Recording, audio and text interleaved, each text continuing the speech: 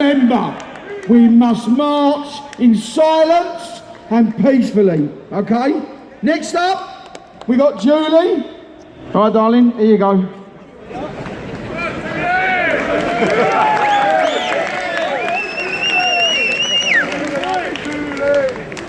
I have to say, I have never, in all my life, been to such an incredible, fantastic atmosphere of British citizens who want what any normal person would want, and that is that we live in peace and harmony.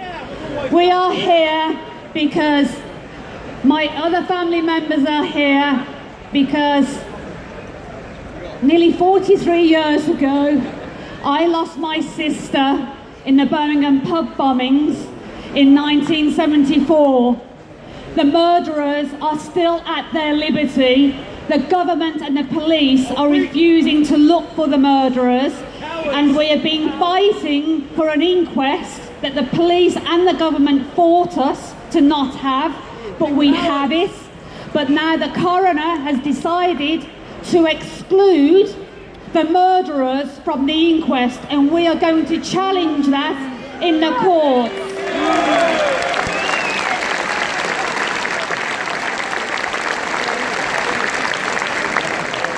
We ask you, we beg you, please, please help us. Whatever shrapnel, whatever change you can give, if you can go online onto our crowd justice site for Justice for the 21, Justice for the 21, please help us fight for those who are murdered in cold blood, who aren't here to fight for justice themselves.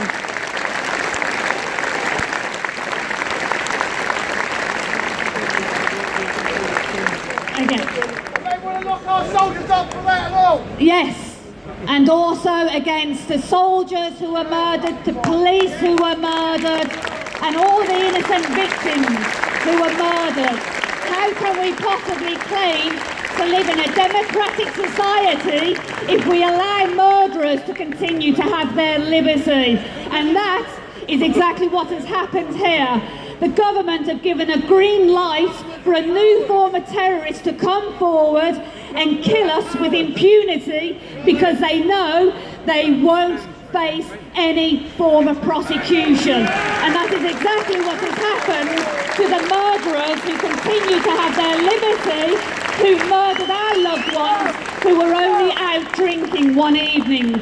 For those of you who've already put into our buckets, from the bottom of our hearts, we thank you most sincerely.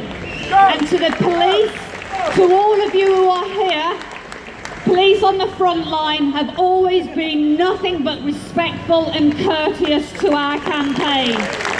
And for that, we thank each and every one of you wherever we go. And last but by no means least, I'd like to say a personal thank you to the family members who have come on board and help us fight. Our legal team, MPs like Jess Phillips who has helped us, Khalid Mahmood, but also our local football teams, Aston Villa and Birmingham City, who have helped us to raise funds. But also QPR, Queen's Park Rangers, have also travelled to Birmingham, and they have laid wreaths in honour of our loved ones. It's fantastic to be here, and I'm so proud. Thank you, everybody. And don't forget to give generously to the Poppy Appeal and to Homes for Heroes. Thank you. Thank you, Julie. Right, before we march, we got Gary Wright, he's going to read a poem. After that, we want all the veterans, please, to gather at the front, ready for the march, yeah? And those with wreaths, gather at the front down here, ready to march. Gary, here, mate. Go on, Gary! Go on, Gary! Oi! Oi! Oi! Unfortunately, I didn't get to go on the last march because I was on holiday. But after seeing and reading and learning about what the march is about, I sat down and I wrote a poem. And this is it. Enough is enough, was the cry. We've seen enough of our innocents die. We must do something, the people said. This can't go on, our streets turning red. With the blood of our children and innocent folk, the government do nothing. We're becoming a joke. Across the land a call went out, and needless to say there was never a doubt that the true men of England, and some ladies too, answered the call and formed a crew made up of every firm in the land, one big football army who all would stand. Who all knew the score and how to respond, who would all stick together and form a bond. Let's organise a march, somebody said. We'll knock all our differences on the head. We'll all march together, side by side. No flags, no colours, no songs, just pride. Pride in each other for making a stand and showing the world that we are a band of brothers, sisters and chums.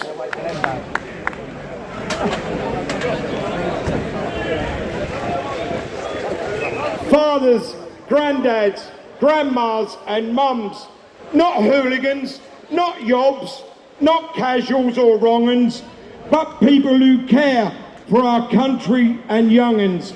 Our motto will be, together we're stronger, and on the day of the march, the column grew longer. Over 10,000 people turned up that day. Some made speeches, some had their say, then all lined up and off it did trundle. The march for peace, not for a bundle. Everyone thought this couldn't be right. Rivals getting together and not want to fight. But what the media, the police and the state didn't know, that all were in agreement to give it a go, to peacefully march and put on a show of solidarity and strength without the aggro. St Paul's to London Bridge was the route the march took. Cars peeped their horns, people stopped to look. Applause rang out, whistles and cheers, no anger or hatred, bloodshed or tears. On London Bridge, wreaths were laid. A minute's silence and speeches were made. Respect was shown by everyone. A force against evil had begun. Outward extremists is our cry. We don't want to see any more die. No one likes us. We don't care. We'll keep the true flag flying here. And when the lads go marching in, we'll march on together until we win. Until this country acts against extremist scum. Until the government realise we'll end what we've begun. We're not going to go away. We will be back another day. But until then, our numbers go stronger. And at the next march, the column will be longer. We'll stand and be counted. Stand by side. We're stronger together. We won't hide.